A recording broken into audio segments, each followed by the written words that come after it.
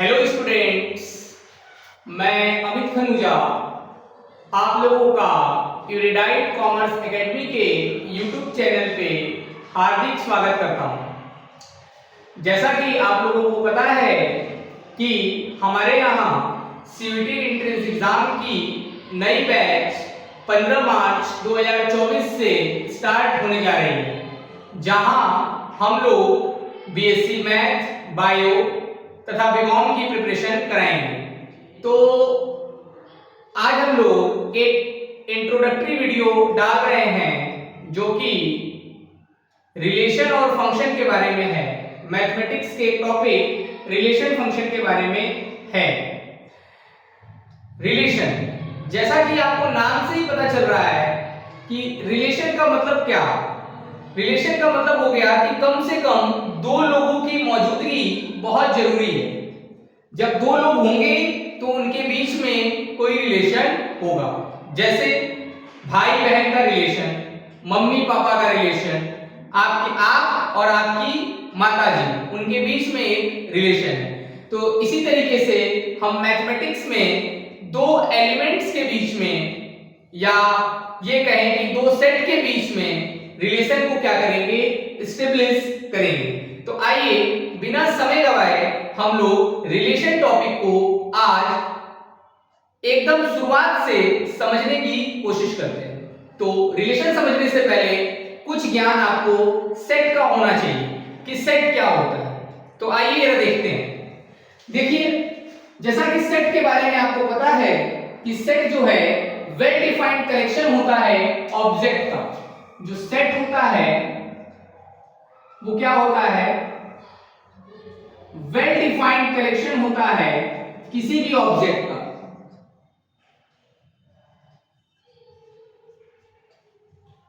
Well defined collection.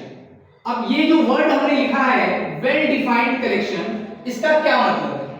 आप अगर किसी रेस्टोरेंट में जाते हैं और सपोज करिए कि आप एक वेजिटेरियन हैं और अगर वो रेस्टोरेंट नॉन वेजिटेरियन है तो जाहिर सी बात है आपको वहां का खाना पसंद नहीं आएगा। या आप मान लीजिए स्पाइसी खाना पसंद करते हैं और वहां जो है सादा खाना बना रहा है तो आपको उसका टेस्ट समझ में नहीं आएगा। तो अल्टीमेटली क्या है कि अगर हम अच्छे रेस्टोरेंट्स की बात करें तो ये जो कलेक्शन बनेगा ये वेल डिफाइंड कलेक्शन नहीं है, क्योंकि ये कलेक्शन हमारे लिए, आपके लिए और किसी तीसरे बंदे के लिए अलग अलग होगा। तो सेट के अंदर कलेक्शन तो होता है, लेकिन कलेक्शन कैसे ऑब्जेक्ट का होता है? वेल डिफाइंड ऑब्जेक्ट का कलेक्शन होता है। पहली बात कि सेट क्या है, well defined collection of object है। जैसे एक और एग्जांपल हम लेते हैं। जैसे आपके स्कूल में आपने देखा होगा कि बहुत सारे स्टूडेंट्स किसी एक टीचर के बहुत फेवरेट होते हैं। जैसे मान लीजिए मैं मैथ पढ़ाता हूं तो आमतौर पे ऐसा होगा कि जो बच्चे मैथ्स में अच्छे होंगे, स्पेशली हमें वो स्टूडेंट्स कंपैरेटिवली ज्यादा अच्छे लगेंगे कि भाई ये बच्चा मैथ्स करके भी लाता है और करता भी है, जवाब भी देता है, एक ह्यूमन नेचर है। और वही वो बच्चा जो हो सकता है किसी और सब्जेक्ट में अच्छा हो, उसके लिए वो टीचर अच्छे होंगे, या उन टीचरों के लिए वो स्टूडेंट ज्यादा प्रेफर करते हैं कि भाई हाँ ये स्टूडेंट्स ज्यादा अच्छे हैं। तो अल्टीमेटली क्या है कि ये कलेक्शन वेल डिफाइंड नहीं है। तो वेल डिफाइंड कलेक्शन का मतलब ये हो गया जो हमारे लिए और आपके लिए सेम। जैसे 2011 वर्ल्ड कप आप जानते हैं इंडियन क्रिकेट टीम जीती। 15 प्लेयर्स का जो स्क्वाड था वो क्रिकेट खेलने गया और वो वर्ल्ड कप जीत के आया। ठीक, अब वो 15 खिलाड़ी जो गए थे वो हमारे लिए, आपके लिए, या किसी दुनिया में कोई भी बैठा हो उसके लिए हमेशा क्या होगा, सेम होगा। तो अल्टीमेटली क्या होता है, जो कलेक्शन सबके लिए सेम होगा उसे हम सेट बोलेंगे। ठीक, set is the well defined collection of object. एकदम बेसिक से मैंने सेट को बताया। एक कदम हम आगे चलते हैं। सेट को समझने के बाद हम लोग समझने की कोशिश करते हैं कि सेट को कैसे रिप्रेजेंट करते हैं। तो हम लोग जानते हैं कि कोई सेट अगर है तो उसको, उसके जो एलिमेंट्स होंगे उसको कर्ली ब्रैकेट के अंदर रखेंगे और जो सेट का नाम है वो कैपिटल लेटर से लिखा जाएगा।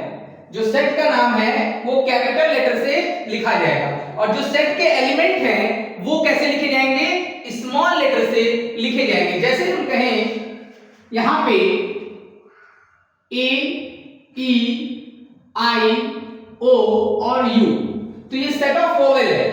ये क्या है? सेट ऑफ वोवेल्स है। क्योंकि आप देख रहे हैं कि सेट का नाम मैंने कैपिटल लेटर से और सेट के अंदर जो एलिमेंट्स हैं उनको स्मॉल लेटर से रिप्रेजेंट किया है। तो अल्टीमेटली किसी सेट के एलिमेंट्स को स्मॉल लेटर से, सेट के नाम को कर्ली बिग ब्रैकेट से लिखते हैं। तथा ये जो कर्ली ब्रैकेट है, जो एलिमेंट्स होंगे उनको उसी कर्ली ब्रैकेट के अंदर लिखा जाएगा, पहली चीज। दूसरी चीज, अगर हम मान लें एक दूसरा सेट बी, एक दूसरे सेट बी की बात करें और यहां पर हम कुछ नंबर्स ले रहे हैं। मान लीजिए हमने नंबर्स लिया 2, 4, 6, 8 और 10।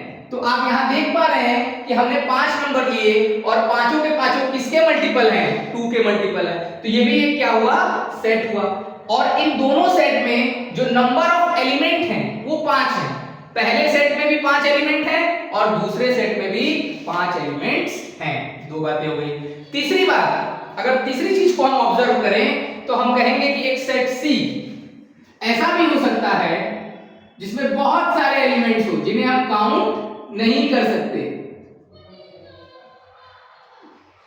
इस तरह के एलिमेंट्स या इस तरह के सेट्स जहां हमने 1 2 3 4 5 6 तो लिखा है और फिर डॉट डॉट डॉट कर दिया है। और ये एक सेट जो है ना, इस सेट को हम कहते हैं, क्या कहते हैं भाई?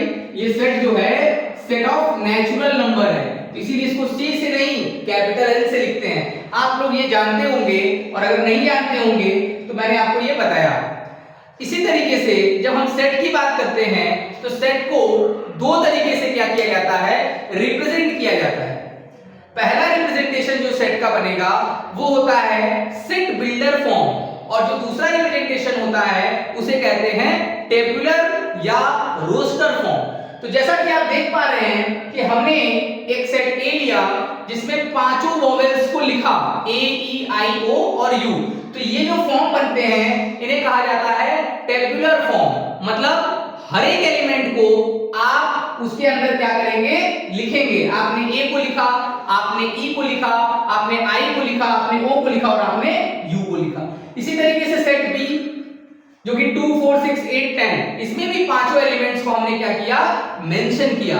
तो हमें लगता है आपको ये बात समझ में आई होगी। तो ये जो चीजें हैं, ये जो फॉर्म लिखे गए हैं या रिप्रेजेंट किया गया है सेट के एलिमेंट्स को, किस फॉर्म में किया गया है? टेबुलर फॉर्म में। तो मैंने यही आपको बताया कि जो रिप्रेजेंटेशन ऑफ सेट होगा, जो रिप्रेजेंटेशन होगा सेट का, वो दो तरीके से बनेगा बेटा। पहला जो बनेगा उसे हम कहेंगे रोस्टर फॉर्म, और जो दूसरा फॉर्म बनता है उसको कहा जाता है बेटा set builder form. Set builder form ये आपके पास आ गया। पहला जो है रोस्टर फॉर्म और दूसरा क्या है? Set builder form. तो इतनी स्लाइड में मैंने बस आपको सेट के बारे में बताया और सेट को इन दो तरह से रिप्रेजेंट करते हैं इसके बारे में बताया। नेक्स्ट स्लाइड में हम कुछ एग्जांपल लेंगे जिससे दोनों जो हमारे फॉर्म है रिप्रेजेंटेशन के, चाहे सेट बिल्डर हो चाहे रोस्टर हो, इसके बारे में पढ़ेंगे। बहुत बहुत धन्यवाद।